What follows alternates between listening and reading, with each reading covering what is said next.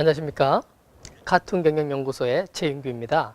오늘은 생각의 틀을 깨자라는 큰 주제를 가지고 그 첫 번째 시간으로 작은 새의 빈자리라는 주제로 말씀드릴까 합니다. 최근에 언론사에서 일반 성인 대중들을 대상으로 설문조사를 했습니다. 당신이 나이가 들었어도 다시 한번 읽고 싶은 책이 어떤 책인가? 첫 번째 책이 어린 왕자였고요. 그리고 4위를 한 책이 바로 나흐라임 오렌지나무라는 책이었습니다. 오늘은 그 오렌지나무의 주인공 제제의 이야기로 시작해 볼까 합니다. 브라질 최고의 작가 마우루지 바르콘셀로스가 쓴 이 나흐라임 오렌지나무의 속에는 제제라는 아주 어린 꼬마가 나오죠. 이 꼬마는 마음속에 항상 궁금한 게 많았습니다. 하늘은 왜 파랗지?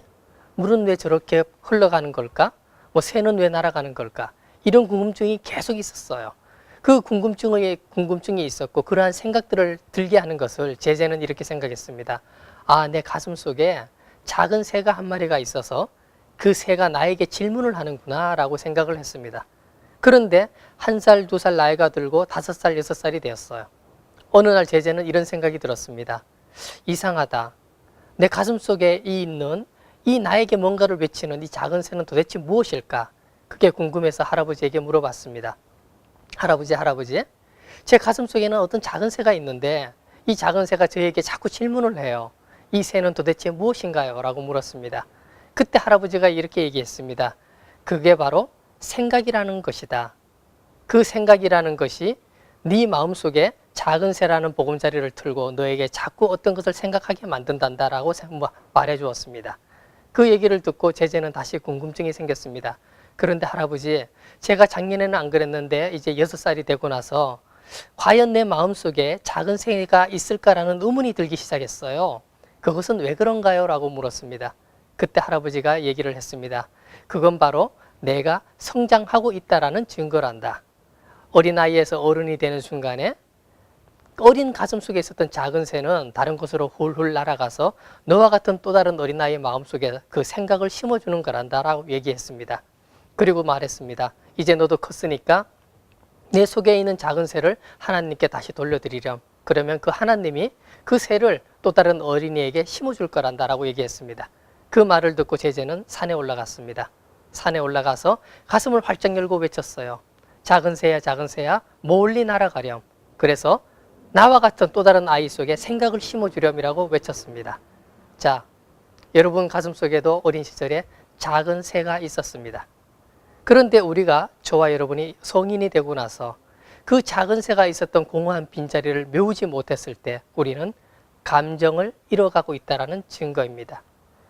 어린 마음, 작은 생각들, 그리고 끊임없이 호기심을 추구하는 그 작은 새의 빈자리, 그 빈자리를 성인이 되어서도 계속 채워나가려고 노력할 때 우리의 상상력, 생각의 힘, 그리고 제가 큰 주제로 잡았던 생각의 틀을 깨는 어떤 기발한 아이디어는 바로 그곳에서 나온다라고 보시면 되겠습니다. 창조적이다. 창의적 마인드라는 바로 어린 시절로 돌아가서 어린 나이와 같은 그런 마음을 갖는 것입니다. 그래서 모 기업체는 고객에게 어린아이와 같이 일을 시켜보자라고 마음을 먹었습니다. 대부분 우리가 마트에 가서 물건을 사면 어떻게 되어 있습니까? 포장이 잘 되어 있는 상태에서 그냥 바로 카트에 들고 담아서 나가면서 계산을 하죠. 그러나 어떤 마트 한 곳은 이렇게 생각했습니다. 고객에게 일을 시켜보자. 고객에게 놀이처럼 하게 해보자. 그렇게 해서 사과를 풀어놓고 마음대로 주워 담고 한 봉다리에 8,000원씩 팔았습니다. 감자를 막 풀어놓고 마음대로 주워 담고 한 봉다리에 8,000원씩 또 팔았습니다. 어떤 일이 벌어졌을까요? 수많은 고객들이 달라붙어서 사과 매출과 감자 매출이 많이 뛰어 올랐습니다. 마트 입장에서는 포장을 하지 않아도 되었기 때문에 포장 인건비가 줄어들었죠. 그리고 그만큼 그 사람이 줄어들었기 때문에 관리 비용도 많이 줄어들었습니다. 그럼에도 불구하고 매출은 기존 매출보다 3분의 1이 더 늘었습니다. 바로 이것은 무엇입니까? 고객에게 어린아이와 같은 동심을 주는 것, 고객에게 일을 시키고 고객에게 놀이를 시켰기 때문에 가능했다라는 사실입니다. 그리고 제재의 이야기로 다시 한번 돌아가겠습니다. 제재가 어느 날 학교에 들어갔습니다. 학교에 들어갔는데 그 수많은 여학생들이 선생님들께 꽃을 선물을 했습니다. 그런데 세실리아라는 어떤 선생님은 그 선생님에게는 아무 학생도 꽃을 선물해 드리지 않는 것이었어요. 그래서 어느 날 제자가 꽃을 선생님께 선물을 드렸습니다. 그런데 선생님이 가만히 봤더니 제자가 이 꽃을 남의 집 정원에서 꺾어서 가지고 온 거예요. 그 선생님이 말씀했습니다. 제자야, 나무 정원에서 꽃을 꺾으면 안 된단다. 그랬더니 제자가 이렇게 말했습니다. 선생님, 꽃은 하나님 거잖아요. 우리 집에는 정원이 없어요. 전 선생님 꽃병만 비어있는 게 너무너무 가슴이 아팠어요. 라고 말했습니다. 그러자 선생님이 말했습니다. 제자야, 이젠 꽃을 가져오지 않아도 된단다. 제자가 물었습니다. 그럼 선생님 꽃병은 항상 비어있잖아요. 그때 선생님이 다시 말했습니다. 아니, 이 병은 비어있지 않을 거야.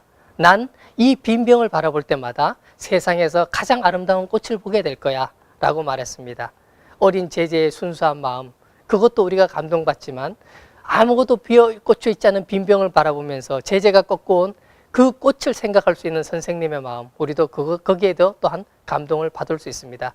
바로 그와 같은 것, 그렇게 감동받을 수 있고 감동하게 만드는 것, 그게 바로 어린 시절 내 가슴 속에 있던 작은 새의 빈자리를 채워나가는 것입니다. 조지 버나드 쇼는 이렇게 말했습니다. 사람들은 존재하는 것을 보고도 믿지 않지만 나는 존재하지 않는 것을 꿈꾸며 앞으로 달려나간다. 제자의 선생님은 존재하지 않는 꽃병을 바라보면서 거기에 꽂혀 있는 꽃을 보았습니다. 제자의 마음을 보았습니다. 작은 새의 빈자리, 감성으로 가득 채울 때 우리는 보이지 않는 것을 볼 수 있게 되고 그때 바로 생각의 뜰이 깨어지면서 상상력과 창의적인 아이디어가 생겨나게 될 것입니다. 자, 이제 오늘 여러분의 작은 새의 빈자리는 무엇으로 채우시겠습니까? 감사합니다.